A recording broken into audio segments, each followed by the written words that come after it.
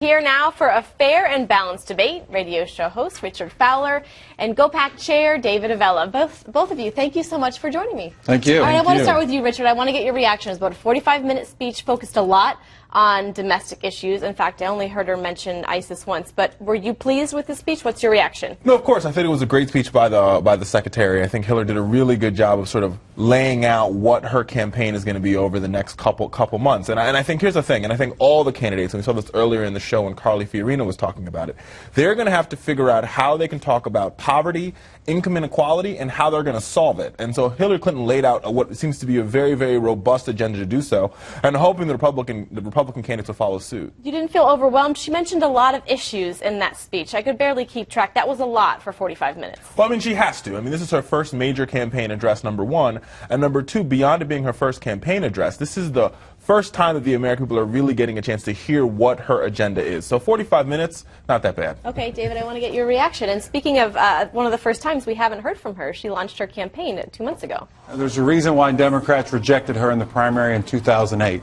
That while Hillary Clinton can read a good progressive message from a piece of paper, she doesn't have a track record that suggests she's always going to be there for them. She can talk about it. Was this more progressive than you expected? Well, she can talk about income inequality, but the fact is, when she was a U.S. senator, she paid female employees less than she paid male employees. She can talk about attacking Wall Street, but as a U.S. senator, she was consistently where Wall Street needed her to be on votes. She can talk about having a robust foreign policy, but yet she oversaw this disaster that has been the Obama administration's foreign policy. So she can, again, read a good speech from a piece of paper, but she has a hit-and-miss record. Do we think that she's going to be going, and I want to go to you, Richard, do you think she's going to be going more progressive? Because we did hear her talk about fairness. We talked to her about income inequality, like you said, reaching out to the LGBT community. Is she trying to get that vote, that Elizabeth Warren vote? Well, I think she's going to try to talk to the entire base, right? And I think if you look at recent poll numbers, it indicates to us that she's doing really well amongst the base. Her popularity amongst the base is growing and growing tremendously.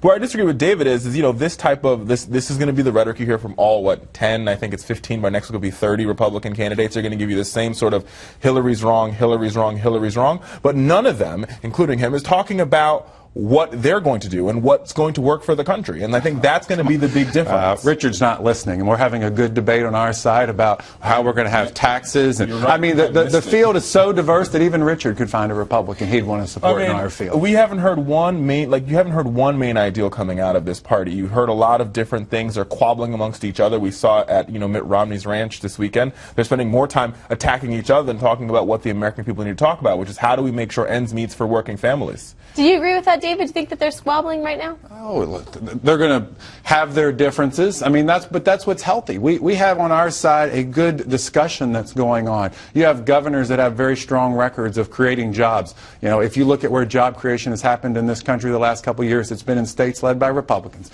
Governors like Rick Perry, governors like Scott Walker.